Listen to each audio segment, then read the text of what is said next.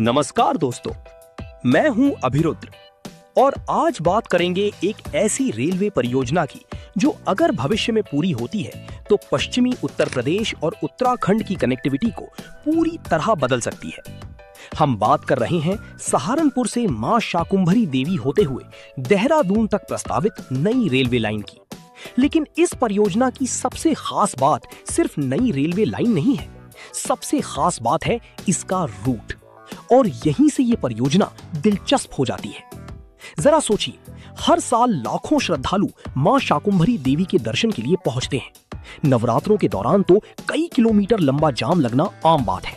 सड़कें भर जाती हैं और लोगों को घंटों का समय लग जाता है। अब सवाल ये है, अगर यहां तक ट्रेन पहुंच जाए तो क्या बदलेगा?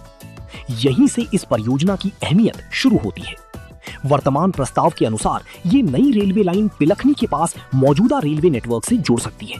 पिलखनी सहारनपुर अंबाला रेलवे लाइन पर स्थित है, यानी ये लाइन सीधे एक महत्वपूर्ण रेलवे कॉरिडोर से जुड़ सकती है।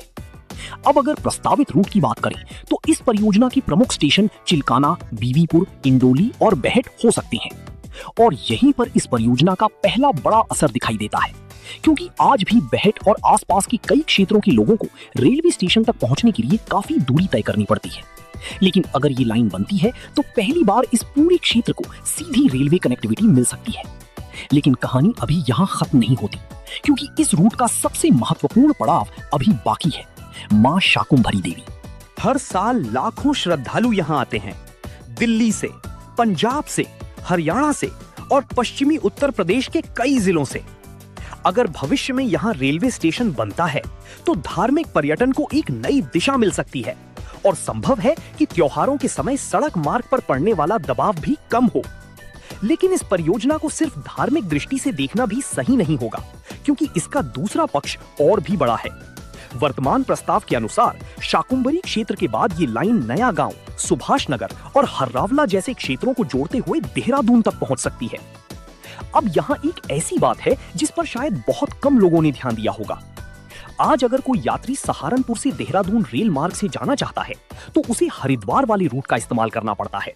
लेकिन अगर ये नई लाइन बनती है तो दोनों शहरों के बीच एक नया और अधिक सीधा रेल संपर्क बन सकता है।